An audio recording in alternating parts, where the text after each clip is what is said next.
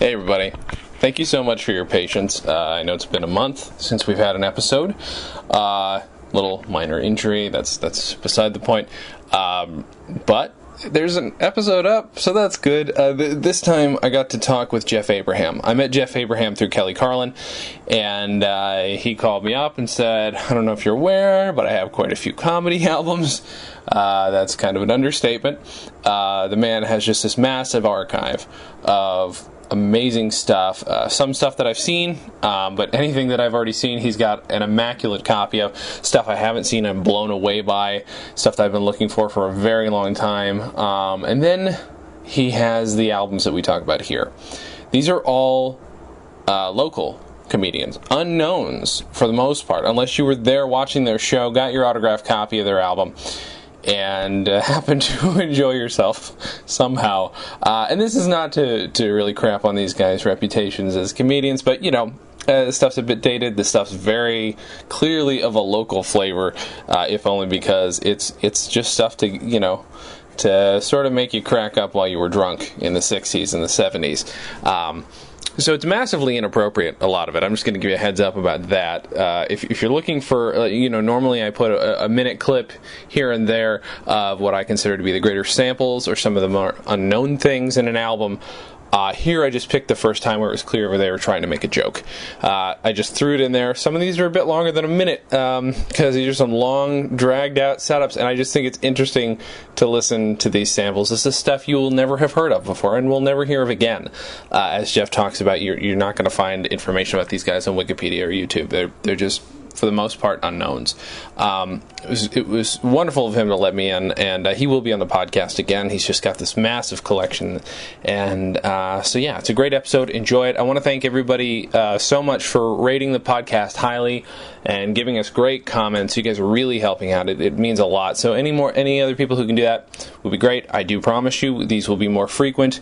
We're going to have somebody, Mike actually may be helping me out editing the podcast soon, so taking that off my hands, so in case I screw up my leg again, this won't be an issue. So enjoy the episode. Let us know what you think. Rate us highly if you would. Comments, all that good stuff. You can email me, Jason at comedyonvinyl.com, and you can email Mike at comedyonvinyl.com. Thanks so much. Hey everybody, thank you for joining us. This week I have Jeff Abraham with me. Thank you for being here. My pleasure. This is awesome to have you here. You were the reason that you emailed me and asked if I wanted Kelly Carlin on my podcast, and that was amazing. That was an amazing episode. Well, I love anyone who enjoys comedy, whether it be a writer or a comedian. I just love comedy. So anyone who's in the comedy business is a friend of mine.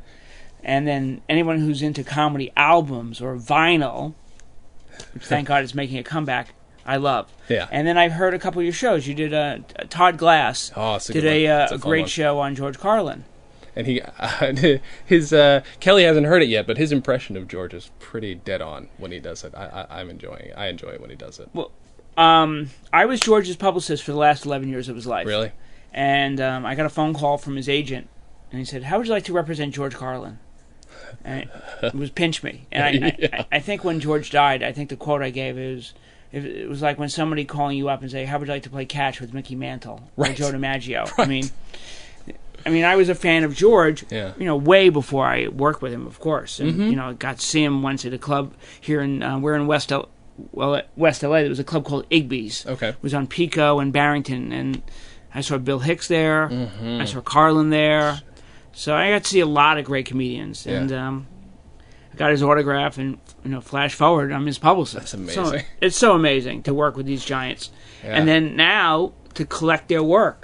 Among this mass, we are in the Abraham Comedy Archives. This is blowing my mind. It's not the largest comedy album collection, but I would say I'm in the top 5. I would have to imagine you and Dr. Demento are, there's a couple of other guys. There's actually a guy on eBay who spends more money than I do. Uh-huh. But believe it or not, we've become friends through eBay. And he buys stuff. He never plays his stuff. I don't think he even has a turntable. Oh so I God. say to him, do me a favor. Let me borrow X, Y, and Z. Uh-huh. I'll give you a CD trade, a dupe.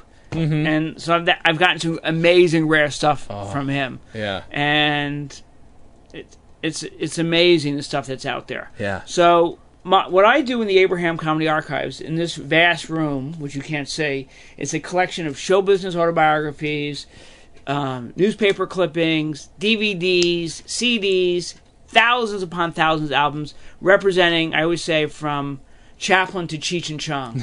When someone said, well, that's C to C, that's not the big range. No, it's from the turn of the century up until today's comedians. Yeah. You know, so that's what we try to do. And what the fascinating part about it is, it's very easy to get Bob Newhart albums. Sure. You know, he made millions of them. They were the first best-selling records, and you know, he and Shelley Berman, you know, early gold record sellers. You know, that now they've been reissued on CDs. Right. But now that I've gotten to the point that I have all the easy albums, Sure. I want the one-hit wonders, the regional guys. And we're seeing that now with Sure. guys who are like making CDs in their basement. Of course. There's little upstart record labels. There are, guys will give you a $1 advance, and you sell your records at your merch, Right. as they call it, after your show. Well, you know what? They were doing this back in the 50s on vinyl. Yeah. So there's a lot of these guys, their albums are 9 out of 10 times all signed. Sure. Because they sold them after the show. And they were the big guy at the Hee Hee Room in Milwaukee. And the only reason you now find these albums in California is because, you know, Harvey and Esther, who went from Milwaukee, they took it back home to L.A. Right. And when they sold their stuff, it went to the thrift store. Yeah. So that's where you find this stuff, isn't it? So as people are now dumping their vinyl, Yeah. that's where all this great stuff is out there.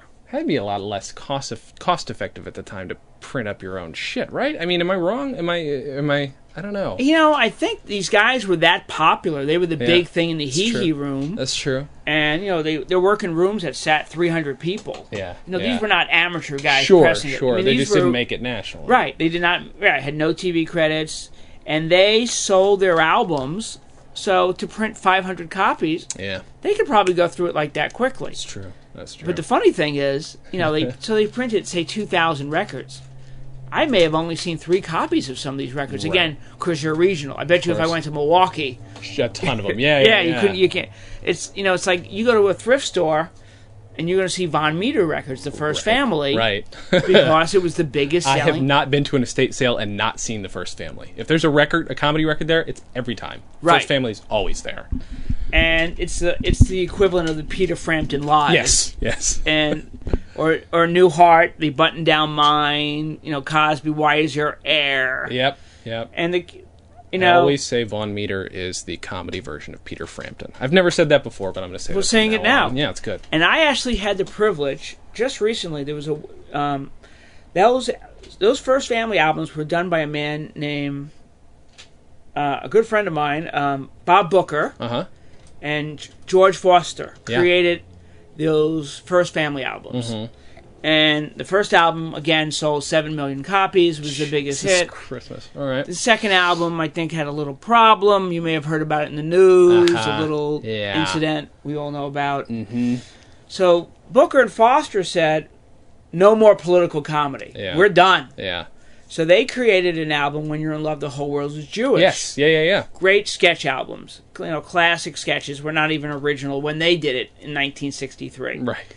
Oddly enough, and when I'm not collecting this minutia, I'm actually an entertainment publicist by trade. Right. I've represented some of the biggest comedians. I never like to say my name because if I forget somebody, they'll be pissed. But anyway, so I got to work with Bob, and they, 2 friends of mine got the rights to those albums. When You're in Love, the Whole World is Jewish, and its sequel, which I'm drawing a blank on. Terrible.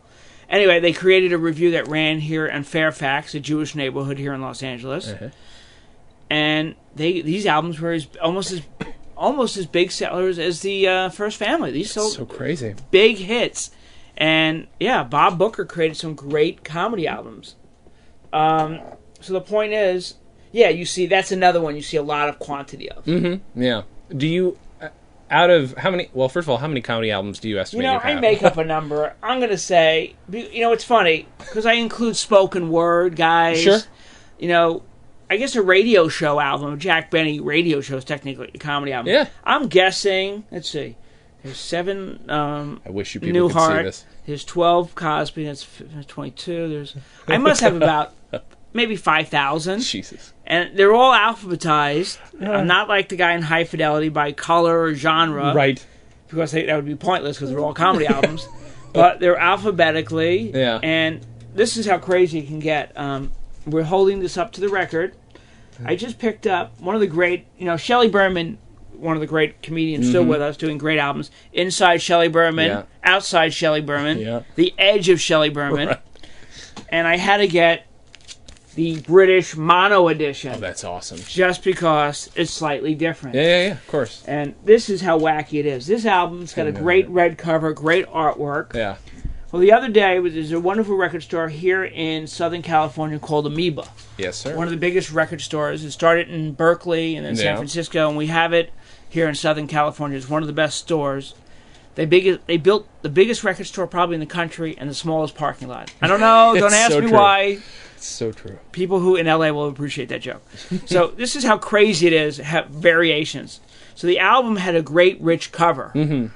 I'm at Amoeba, and I already had 3 copies of the record. I had the mono, the promo, the sticker, and I found one with a different tint. That's so funny. I can't tell for you people in Radio Land if it faded. If one was out and somebody by a record, I can't tell, but I had to have it. I don't think I've ever seen red fade to magenta, though. So right. I can't imagine that's not. So I don't know if this is the alternate that's so wacky funny. Pressing. That's how you know you're a nerd, though. Yes. That you give a shit, In fact, we were just speaking before we got on air. There's a wonderful book called Laughter on Record, a comedy discography. And this guy probably has the foremost record collection. He's actually donated his 45 collection to the University of Berkeley or University of San Francisco. It's a reverend, my fingers are in quotes, a reverend named Warren Debenham.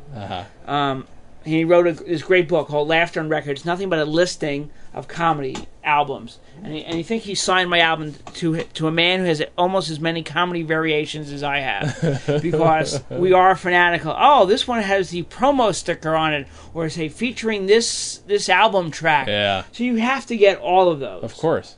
So, how many of these have you listened to, though? I'm buying them faster than I can listen to. But the point of an archive, I wanted this archive to be a representation of 20th century comedy. Mm-hmm. So, that great line, you can't know the future until you know your past. Sure.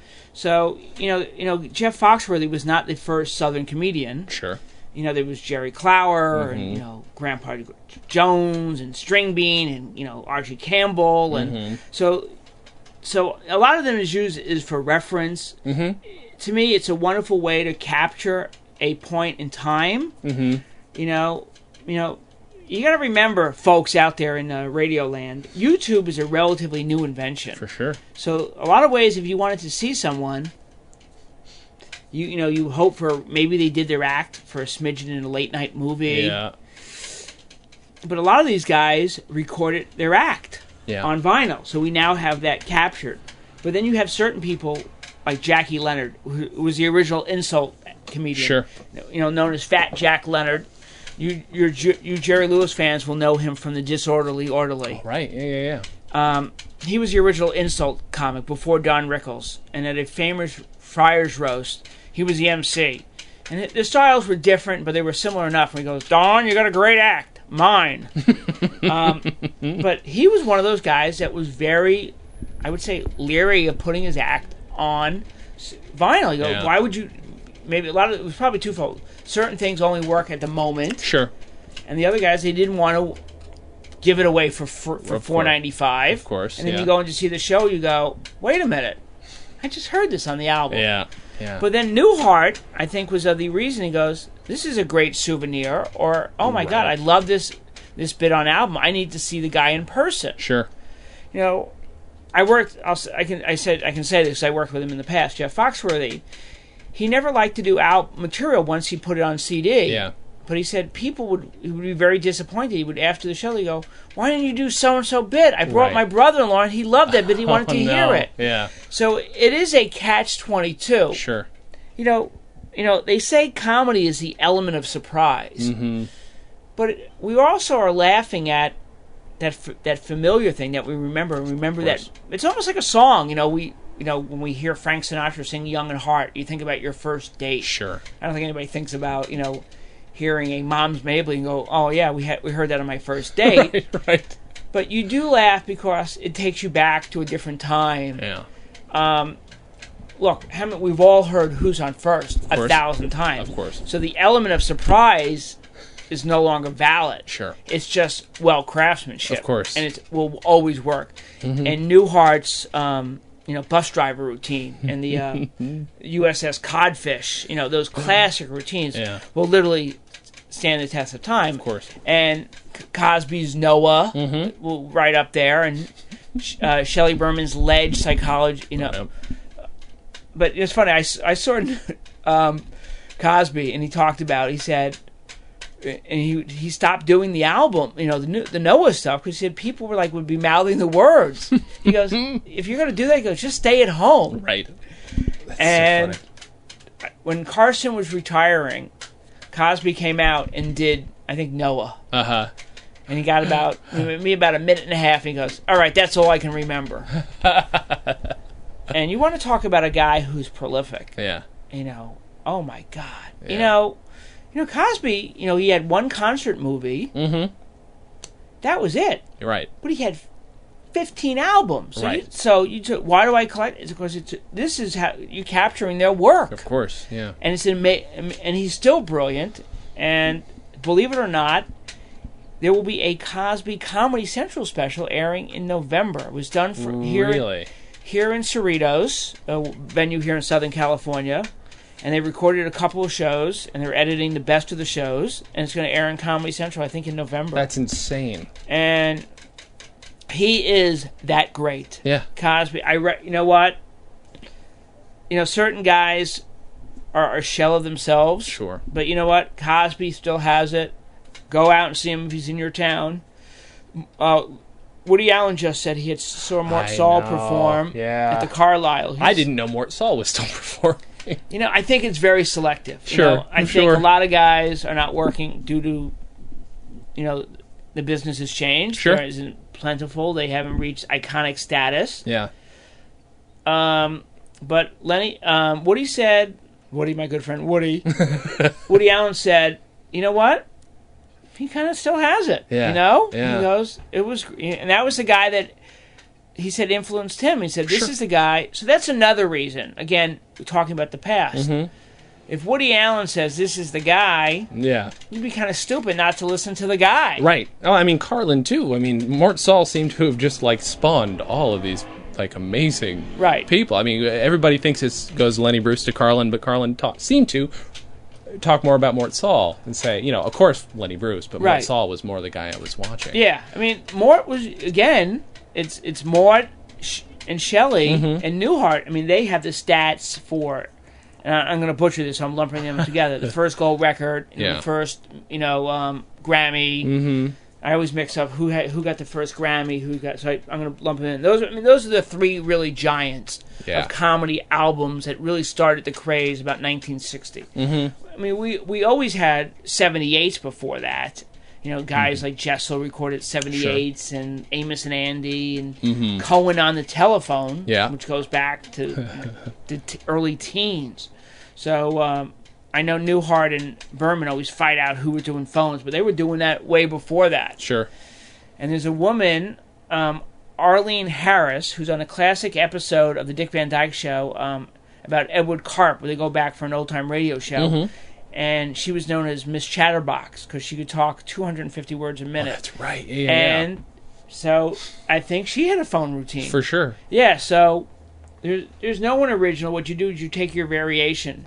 Milton Berle once told the story. Some comedians were complaining to Milton Berle, hey, this guy took my airplane joke. This guy took my airplane routine. He goes, guys, this will go, they're all doing so-and-so's train routine. Right. And they just had recently at Bonhams and Bonhams, a big auction house, the Milton Berle estate sale. Mm-hmm. And they sold Milton Berle's joke file. Oh. And they had a filing cabinet with the worst, the corniest, terrible jokes. Sure, of course. And looking at this cabinet, those weren't his jokes. Mm-hmm. However, when Milton Berle had to do a special dinner for a football organization, he could go into that file and pull out 15 football jokes. Yeah. So I spent a day at that auction preview going through these scripts. Mm-hmm. And what Milton Berle would do is he collected jokes, joke files, and would buy old scripts from old vaudevillians and collected stuff. Because when he was on radio, he didn't have a budget to hire writers. Sure. And when he went on TV, Milton Berle would say, my budget for the Texaco show was $15,000 above and below the line. So he said, I remembered every sketch he ever heard. Oh, my God. And so he collected all these old jokes. That's so crazy. Then they had another filing cabinet, which was actually his act. Wow. On cards. Wow. And it was great to look at those cards and see words italicized and underlined and written in capital letters to where the emphasis was. Yeah. So it was truly fascinating, but so subconsciously I was, influenced by the Berles that he always said, let me check my files. Mm-hmm. And you know what? I saw the files, and he really did keep this stuff. That's insane. And it's the same thing with me. I want to record. I do this for future generations. Anytime I hear anyone working on a documentary and comedy, I always say, my archives are yours. Yeah. The only thing I ask in return is, if you get anything, copies, DVDs, just make me a copy for my archives. Of course, yeah. I don't own the copyright to any of this stuff. Sure. I just make it available. Of course. And the best part is, collecting comedy albums, it's a pretty fun thing, because most of the part, they're pretty fun albums to listen to. Yeah. Some are cringeworthy, I bet. Of course. Just like rock albums, some things, one-hit wonders, Achy Breaky Heart. Do we really want to listen to that over and over again? But no, what we're going to play here today is, there's another great comedy record guide called Goldmine's Comedy Record Guide. And he has done a wonderful job cataloging, describing most of the Main Street albums. It's a little one-hit wonders and regional albums. But he couldn't do all of them. Of course. Because the book would be the size of a Manhattan phone book, and certain ones you never come across. Yeah. So what I did was pull today about a half a dozen albums of guys so obscure they're not in the book. I don't think Wikipedia, YouTube would even find it, would give us any clues who these guys are. It's amazing. You may not even find a copy on eBay. They're not valuable. Yeah. That's the great part. Yeah. I pride myself in that most of these albums are very inexpensive. Mm-hmm. I was saying earlier, the great thing about this is a very inexpensive hobby. Lenny Bruce albums, and because of eBay, they're actually not as expensive as they once were because there's so many of them. His albums in mint condition are very collectible. Brother Theodore, Lord Buckley, his Resurgence is very collectible. There's private pressings. Friars Roasts are very collectible. Yeah. But for the most part, I think my budget is like $5 or $6. Yeah. But I may have paid more for here and there. But like I said, it doesn't take a genius to buy a $10 record for $10. Right. But if I can buy a $10 record for $2, I have myself made. So we are going to slap on some vinyl. Sounds good. Are we ready, kids? I think the first one we're going to do was Bob Mitchell Really Live. This one, actually, I think I did pay $20 for this. The reason I did, because it had nude women on the cover. Mm-hmm. There were a couple of comedy labels, Fax, would have nude women on the cover. Uh-huh. Because they were naughty records. Right. Party records. So they were sold with that. So those albums are very collectible because people collect that. Mm-hmm. Cheesecake covers, as they're called. Sure. So those are collectible. And as I said, the great thing about these regional records are they're autographed. So not only do you get a great comedy album, you get Bob Mitchell's autograph on the back. So we are going to put on Bob Mitchell Really Live from the Palomino Club. And there is a quote on the back from Forrest Duke, who wrote for the Las Vegas Review-Journal. Bob Mitchell is probably the most envied man in the state of Nevada. Where else in this state, generously populated with beautiful ladies who are generously endowed with girly curves can that boy-girl watchers like to watch? Could you find a guy who's surrounded each night by dozens of Nevada's most generously endowed girl-type girls, and he gets paid for it? And Bob Mitchell is the MC. And this is these are journeymen. Yeah. This was recorded at the Palomino Club in Las Vegas. You will see and hear not only Bob, but you will hear more ladies on one stage than anywhere else, even if you've been to the spicy clubs in Paris. So, here we go. Bob Mitchell. Let's do this.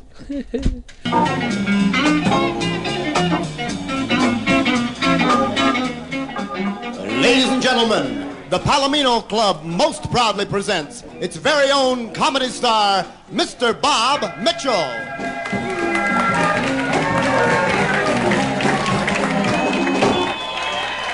Yeah. All right. And good evening to you. Welcome to the Palomino Club. By golly, I feel pretty good tonight. The Palomino Club. This is a place that contributes more to accidents that happen in the parking lot than any place in town, I think. Or people that happen by accident, whatever the hell it is. We got a lot of things happening for you here this evening. Is anybody celebrating anything? Like a birthday, anniversary, wedding, divorce, shack up? Who's got a birthday? Who is that? No, don't just raise your hand unless you want to go to the bathroom. But what's your name, sir? Mike? Happy birthday, Mike. This one's got a birthday? He was just 22. Bullshit. It was 22 years ago he had a heart on. That's all it was. What the hell you... No, that's... Congratulations to you all on your birthday. I'm celebrating probably the worst game of golf I ever played in my life. I only hit 2 good balls all day, and that's when I stepped on a rake in a sand trap. So it's going to be a rough night for me, I'll tell you that.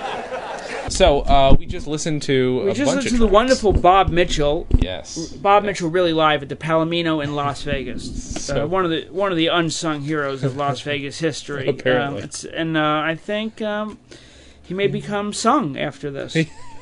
Speaking of sung, our next artist is Clint Harris. Yes. We're playing the 2 sides of Clint Harris.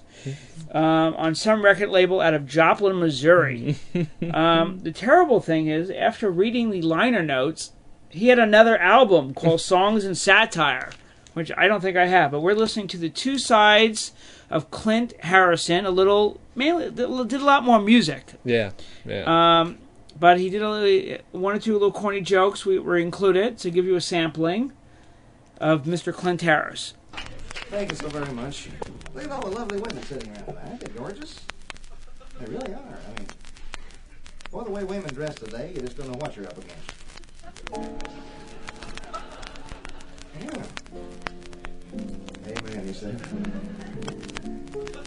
Women at different ages sort of remind me of different parts of the world.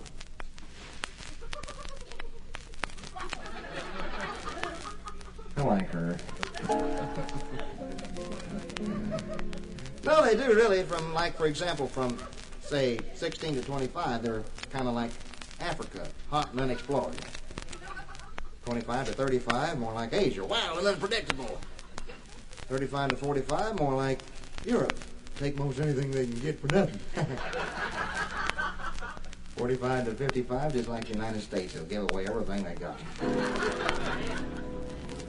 But 55 to 75, just like Australia. Everybody knows what's down there, but nobody gives a damn. Our next artist is Vernon A. Bennett. My Party album for adults only. Jokes, jokes, and jokes. Out of Sacramento, California, recorded live 1973. It's kind of scary that actually some of these albums are as late as 73. I know. Because it has that 1950s B.S. Pulley vibe, and you wonder why a lot of these guys never came out of their local town. For sure. And also because the albums were dirty. I mean, you got to remember, this is, even in the 70s, Carlin was barely dirty at this point. Yeah. Lenny was a fluke. Mm-hmm. So the only time to really hear dirty albums, dirty material, was in a nightclub. Yeah. And these guys were nightclub comics. For sure. And the albums was a true representation. That's why we love this stuff. Mm-hmm. I wish I could tell you more, but the back of his jacket is completely blank. Totally blank. His home address is on the front, though. Yeah, we know he lives in Sacramento, California. He probably sold this out of his house. Mm-hmm. Oddly enough, it was not autographed, which is rare for these kind of albums. But this was recorded live in 1973 at Heavenly Productions and Recording Studios in Sacramento. Good old Vernon Bennett. Mm-hmm. Welcome to my party. You know, when I was coming in the building just now, I met a fellow outside that I knew, and he started talking to me, and we're talking about the younger generation, you know, and about the free love. Well, that was one thing we did agree on, the free love. The price was right. But anyway, he says to me, he says, you know, I didn't even sleep with my wife before I married her, did you? And I said, well, hell, I don't know. What was your wife's maiden name? And I was walking down the river the other day, and I seen this girl on the bank fishing. She's sitting there a long time by herself, you know, and I walked up to her, and I said, what are you fishing for? She said, I'm fishing for me a man. I said, then why in the hell are you sitting on your bait?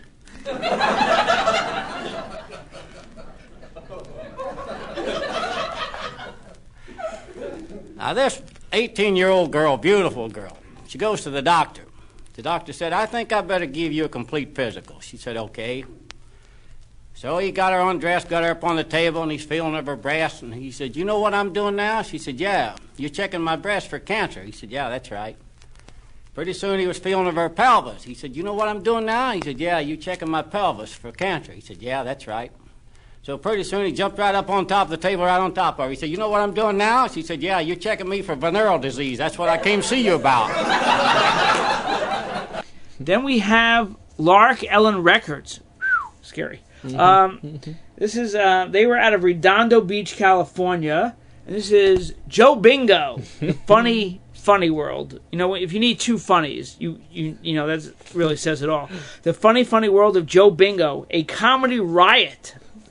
But Mr. Bingo actually must have been somewhat of a known guy because he has he has nice comments from Billy Barty, one of the giants in our business, no pun intended, or pun intended, Steve Allen, Jack Albertson, and he was a past president of the Hollywood Comedy Club, which was actually all the bad comedy guys were members of. Milton Berle held the membership.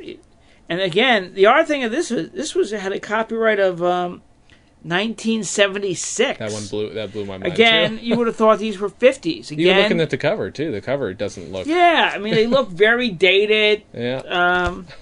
But this is, and the nice thing is he actually gives credit to two special writers, a Paul Pumian out of Sunland and a Dan Anderson out of Renland. I'm surprised these guys would want to be responsible for this material. But that's Joe Bingo for us. Are there, outside of the Friars Club, like, what other clubs? That's got to be it, right? There was another club, which was called the Maskers. Which was more, the Friars was more Jewish. The Maskers was more Irish. You had Joey Browns and Lou Costellos.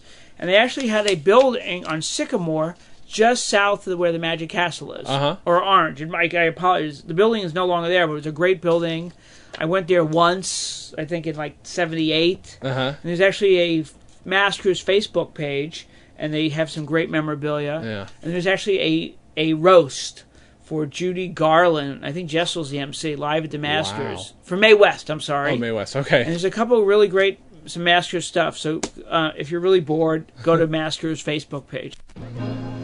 Let's have a big welcome for Mr. Joe Bingo. What do you say, huh?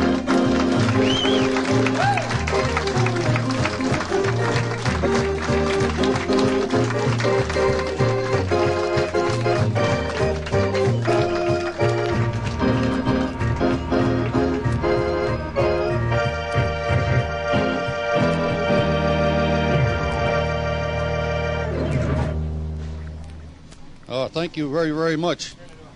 If I appear tired to you tonight, it's for a reason. I just returned from Israel. I was over there getting enough money to keep New York alive.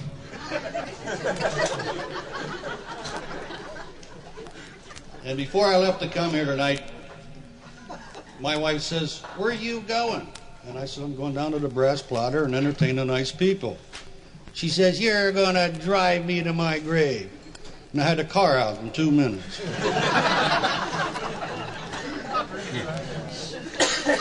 Yeah, you got to see my wife. She's 5'2". She weighs 327 pounds. Yeah, she takes her girdle off, her feet disappear. Yeah, you laugh. You don't know what I got to go through. Then we have the Bennett brothers. I guess in the tradition of the Smothers Brothers were a lot of comedy duos, Gaylord and Holiday, who did comedy. They did music, song parodies. They worked a lot of the lounges. You know, Rickles was a lounge act. Yeah. Shecky Green was a lounge act. But these guys became headliners. Yeah. Unfortunately, I don't think the Bennett brothers ever got out of there. But this is Inside and Outside, recorded live at the La Mirada Bowl, which is in California, and the Fremont Hotel in Vegas. This is Kip and Ken, the Bennett brothers. The first side we listened to, which we may not include, was kind of straight singing. We actually had to flip it over for some really bad jokes about Mexico. Boy. Again, one of them sounded like he didn't even want to be there. Yeah, maybe they were fighting. This might have been their last performance. But this was Inside and Outside of the Bennett brothers, Kip and Ken. I'd like to tell you about the time I took a trip to Tijuana right now. First thing I did when I got to Tijuana was to check into one of the hotel rooms. I was unpacking my bag and I heard this drip, drip, dripping noise in the bathtub. So I called the desk clerk and I said, "Desk clerk, I got a leak in my bathtub." He said, "To go ahead, the customer's always right."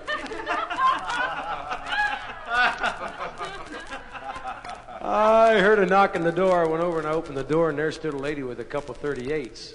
And in her hand she had guns.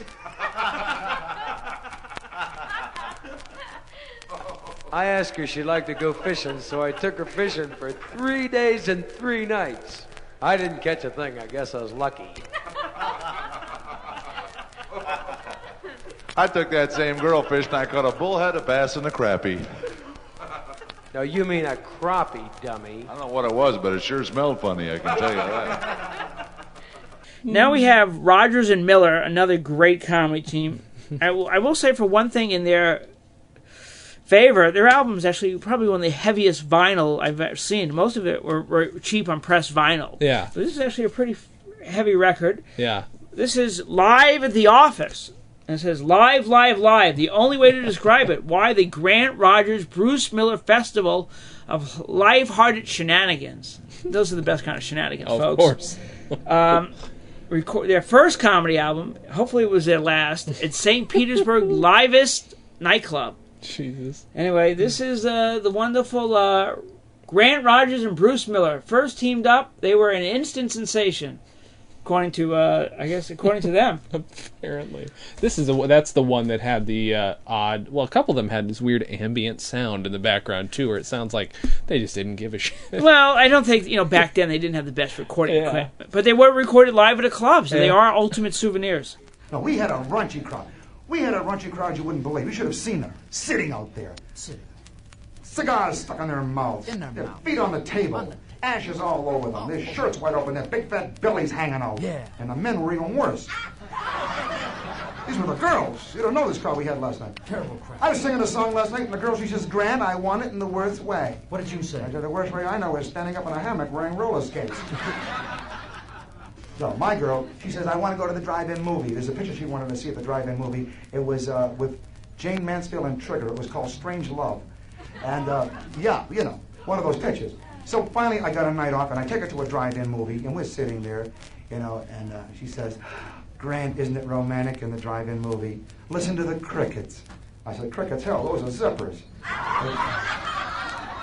Oh, she's a dumb broad in that drive-in. That's the only movie in the world where the picture watches you. The drive-in.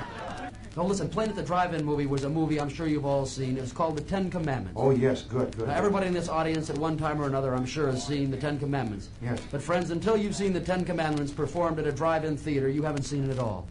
During one particular scene, the fellow sitting in the car next to me got so carried away, so excited, so nervous, he trumped his foot down on the accelerator, drove his car right through the motion picture screen. Now, friends, I want to tell you that's the first time I've ever seen Moses leading the Jews out of Egypt in a 1963 Oldsmobile.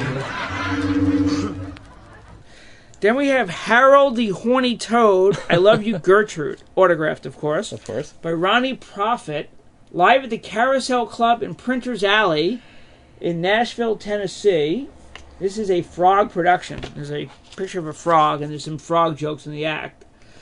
Friends, this album is put together for the one reason, to make people laugh. You know what, Ronnie? You lived up to it. You made me laugh, you know?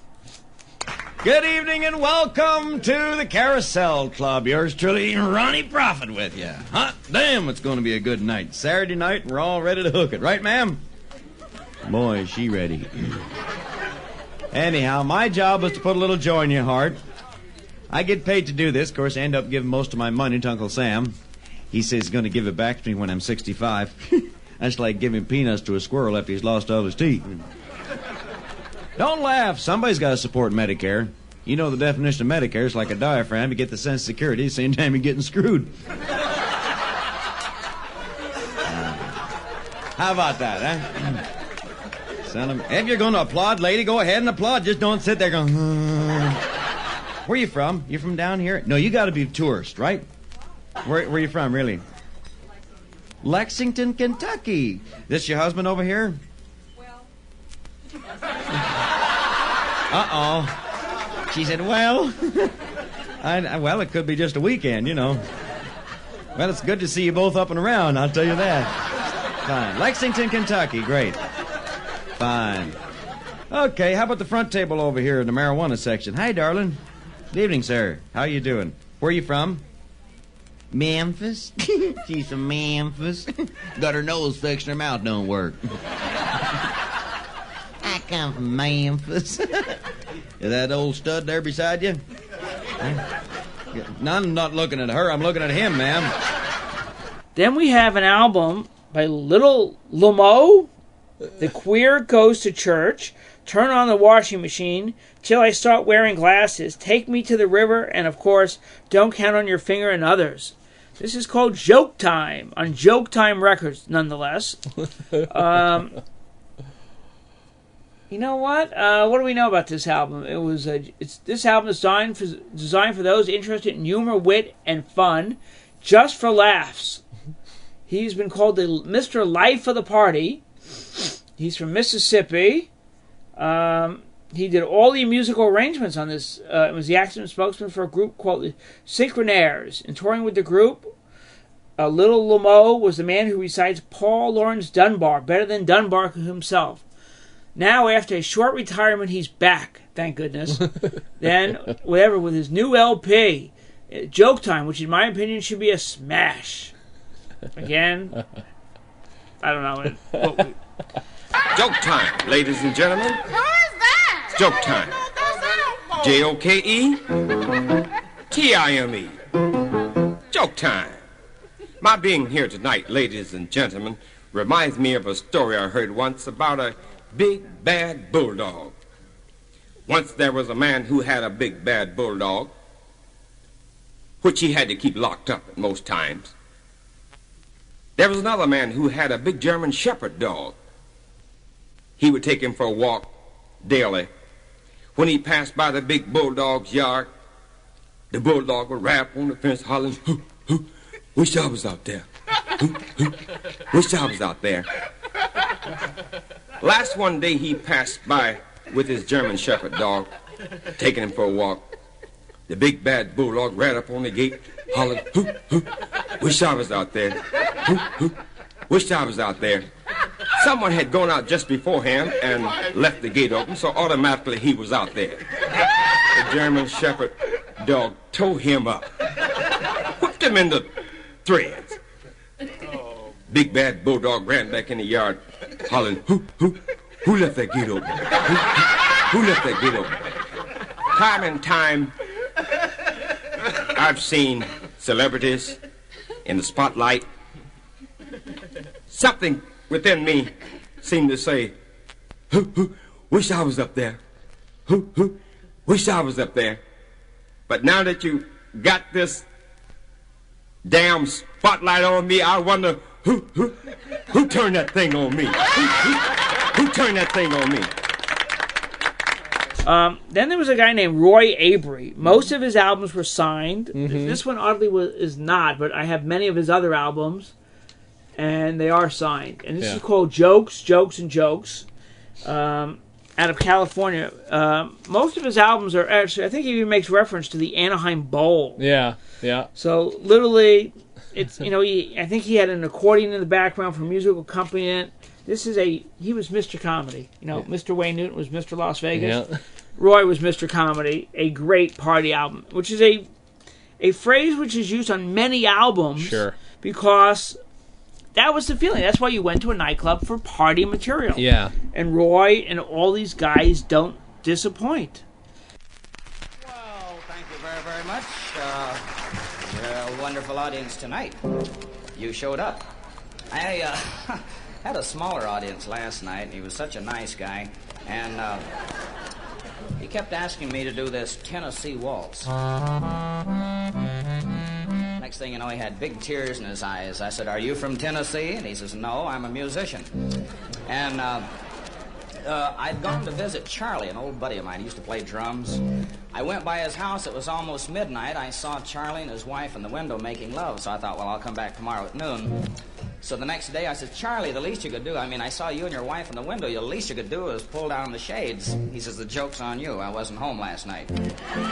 Now, yes, well, he's a character. He was walking up the main street there. That's how I met the guy in the beginning. I had just purchased one of these big grandfather clocks. You've seen them, 5 foot high. I was carrying it home, and this drunk bumped in and broke it all to pieces. I said, "You stupid drunk, why don't you watch where you're going?" He says, "Why don't you wear a wristwatch like everybody else?" So that's a smattering. And the last track we have is probably from one of the greatest comedians, comedians, Groucho Marx. Yeah. An Evening with Groucho, one of the great albums of all times. Live at Carnegie Hall, but really it wasn't recorded live at Carnegie Hall. It was recorded a lot in Iowa and San Francisco, and by the time he had done the concert at Carnegie Hall, the album was already out. Yeah. So it was a little bit of a misnomer. That's so but funny. it's a great album. And then Groucho did another appearance here in L.A. Yeah. He was ill. Yeah. He had a stroke. It was delayed, and he was at the I want to say the Amundsen or the Dorothy Chandler. Oh, okay. He did that here. This is like 1974. The late Marvin Hamlish is playing the piano. That's great. Groucho's doing great stories. Dick Cavett introduces Yeah. Groucho. And this is probably 1974. Groucho was getting a little bit of revival. Yeah. You Bet Your Life was on TV. Yeah. Marx Brothers movies, again, were very... It was a cool thing to be a Marx Brothers fan. Sure. They weren't, again, there was no TCM back in those days. So they were revival houses. That's how you saw these movies. And Groucho made a comeback. It was the cool, Groucho and W.C. Fields were signs of anti-establishment. I had an uncle who was a chiropodist. He would come to your house and he'd have a small suitcase and he would cut your toenails for 25 cents.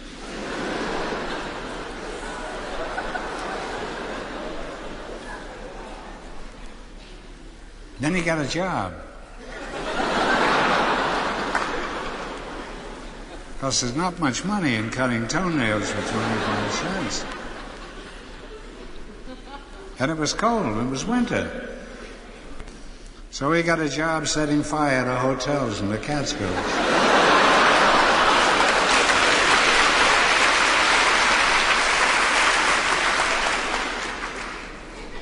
Then he was so good at this that they finally transferred him and they gave him a job in the Adirondacks, where they had much bigger hotels to bind up. He finally wound up in Sing Sing. And this album really means a lot to me because it's one of the first comedy albums I've ever owned. Mm-hmm. And I think the first comedy album I ever owned, though, was one of the Woody Allen compilations. Okay. His first albums were done on Colpix, great, The Moose, and, we all know those great stories. But he reissued the album as a 2-record set. Right, yeah. And he reissued it twice.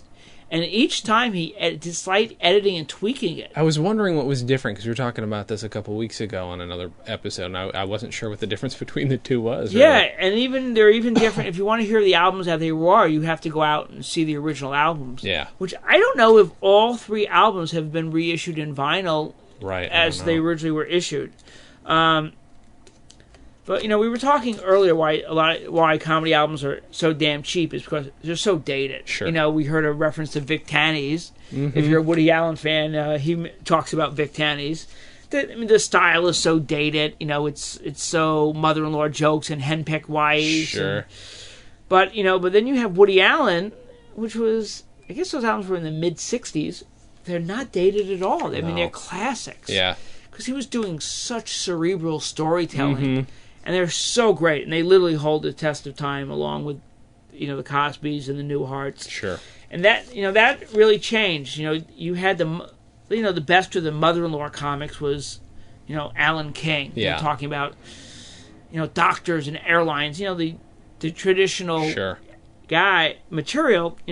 Most of these guys, if we took all these albums and changed the jackets and records and switched them around, wouldn't true. matter. That's true. Their acts were interchangeable. Yeah. It wasn't until, I guess, the mid '50s, in the beginning of the '60s, we had what was called sick humor. Yeah. Shelley Berman, Mort Saul, Mhm. Nichols and May, Freeberg, Yeah. Lenny Bruce, and then leading into Bob Newhart and people like that. It was just kind of like a little different, a little bit of an edge. Sure. And that's what today wasn't about. Those guys. This was about a great unsung tradition, and which I guess is still carried on by guys like Freddie Roman, Dick Capri. Mm-hmm. If you're going to see any of those guys, if they're going to do a mother-in-law's joke, trust me, it's going to be the best mother-in-law joke. Yeah. The best airline joke, the best housewife joke. I mean, they were the best, and there's guys still do. Like I said, those guys are still doing it out there. Yeah. But again, thank God some of it has been locked away in a vault, except for Comedy on Vinyl, and that's what we do on this wonderful show. And if I could be a small part of it today, was to dig deep into the Abraham Comedy Archives, to bring out some hidden, again, quotes, gems that we're going to hear only here. No, there's no one else playing this stuff. We love Dr. Demento. Oh, yeah. But he's playing novelty. Sure. He's playing Weird Al. He's playing Doodles Weaver, Alan Sherman, Mickey Katz, which was another version of comedy albums, musical comedy. Right. But you don't hear spoken word comedy. Mm-mm. And for, you know what? Thank God. Thank God. So we sign off. Support your local record store. Absolutely. Go to Record Surplus. Go to Amoeba. But support your local record store. Absolutely. Guys, first of all, thank you so much for doing this. This is awesome, and we should do it again because you've got so much to pick from. You know what? I'm almost out of albums, so this might be it, folks. I only have 4,993 more albums left. But, I actually, as we mentioned earlier, a lot of them I have 9 versions of, so maybe I have 4,920 albums. Right. Because we were just joking that Verve did a great series of Comedy Moments albums, and there's a series of these covers that have people laughing on the cover instead of the artist for some unknown reason. But they also have a version with the artist on. Right. So, yes, if you want me back, I will be back. Oh, absolutely. This has been a lot of fun. And thank you again. And everybody, thanks for listening. And as always, have a good thing.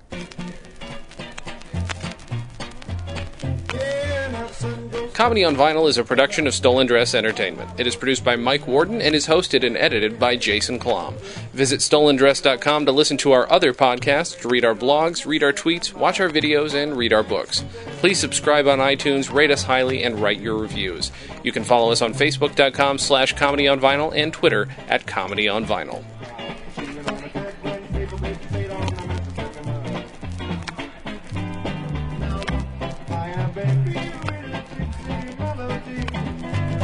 When you croon a tune from the heart of Dixie, hang a cradle, mine, and on the Mason-Dixon line, and swing it from Virginia, Tennessee with all I love, that's in ya.